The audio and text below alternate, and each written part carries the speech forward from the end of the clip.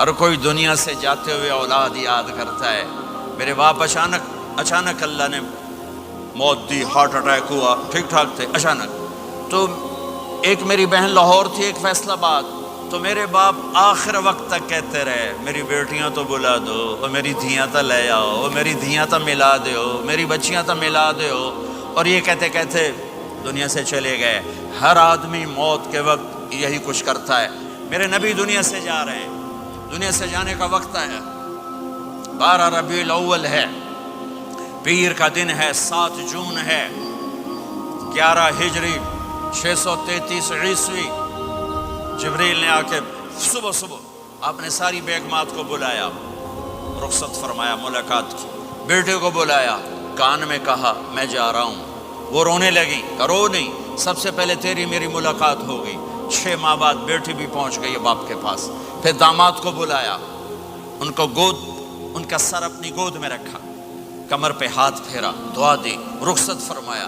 آخر میں اپنی آنکھوں کی ٹھنڈک کو بلایا. کون؟ حسن اور حسین. کہ میری آنکھوں کی ٹھنڈک حسن اور حسین، میرے جنت کے پھول حسن اور حسین. یوں لیا اور ساتھ ہی آنسو ٹپ ٹپ ٹپ ٹپ ٹپ ٹپ. بیویوں کو جدا کیا، آنسو نہیں. بیٹی کو جدا کیا، آنسو نہیں. داماد کو جدا کیا، آنسو نہیں. جب بچوں کو جدا کرنے لگے تو یوں آنسو. ایک کو زہر میں تڑپتے دیکھا، ایک کا کٹا سر نیزے پہ چڑھتے دیکھا تو آنسو رک نہیں سکے. دعا نہیں کی، ہاتھ نہیں اٹھائے، اللہ کی تقدیر کے سپرد کر دیا. اولاد کو ذبح ہونے کے لیے تیار کر لیا کہ کل میری امت اولاد کے پیچھے جھوٹ نہ بولے، رشوت نہ لے، حرام کاروبار نہ چلائے، دھوکہ نہ دے، فراڈ نہ کرے. بچوں کو کہاں سے کھلائیں، بچوں کو کہاں سے پلائیں؟ کہ یہ میرا حسین کا سر کٹ کے نیزے پر چڑھا ہوا ہے. جب سب چلے گئے تو جبریل آ گئے. آپ نے فرمایا کیا ہوا؟ خاموش کھڑے تھے. کہ موت کا فرشتہ دروازے پر ہے، اندر آنے کی اجازت چاہتا ہے. اپنے نبی کا مقام دیکھو، موت بھی پوچھ کے آتی ہے. آپ نے کہا آ جائے. آپ کی اجازت پر ملک الموت اندر آئے. اسرائیل کا السلام علیکہ یا رسول اللہ. کہنے لگا آپ پہلی ہستی ہیں میں سلام کر رہا ہوں، میں نے کبھی کسی کو سلام نہیں کیا. کہنے لگا آپ پہلی ہستی ہیں، اللہ نے فرمایا تھا پوچھ کے اندر جانا، بن پوچھے نہ جانا. پھر کہنے لگے آپ پہلی ہستی ہیں، اللہ نے فرمایا آنا چاہیں تو لے آنا، رہنا چاہیں تو چھوڑ کے آ جانا.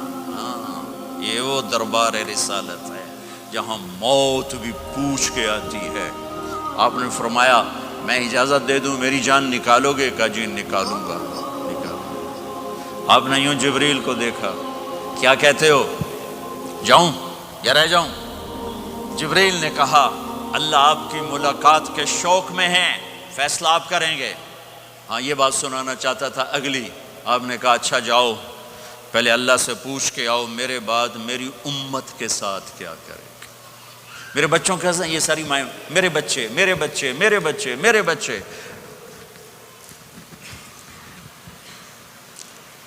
میرے نبی کو تو پتہ تھا کہ یہ تڑپ تڑپ کے ایک زہر میں جائے گا اور ایک کا سر کٹ کے نیزے پہ چڑھے گا. کیوں نہیں ان کے لیے ہاتھ اٹھائے؟ ہمارے لیے کیوں روئے کہ جاؤ اللہ سے پوچھ کے آؤ میرے بعد میری امت کے ساتھ کیا کرے گا، میں پھر جواب دوں گا. جبریل واپس گئے، موت کا فرشتہ کھڑا ہوا ہے. جواب آیا یا رسول اللہ آپ کا رب کہہ رہے ہیں آپ کی امت کو تنہا نہیں چھوڑوں گا. مجھے میرے رب کی قسم جو سن رہا جس نے ہمیں یہاں جمع کیا ہے، سنو میری بات غور سے.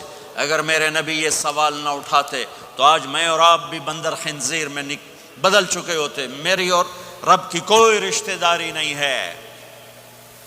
اس امت نے وہ سب کچھ کر دیا جو پہلی امتوں نے کیا، لیکن کون ہے جس نے عذابوں کو روکا ہوا؟ وہ میرے نبی کے آنسو، میرے نبی کی آہیں، میرے نبی کی دعائیں، میرے نبی کی فریادیں، میرے نبی کی تڑپ، میرے نبی کا رونا، میرے نبی کا پیٹ پہ پتھر باندھنا.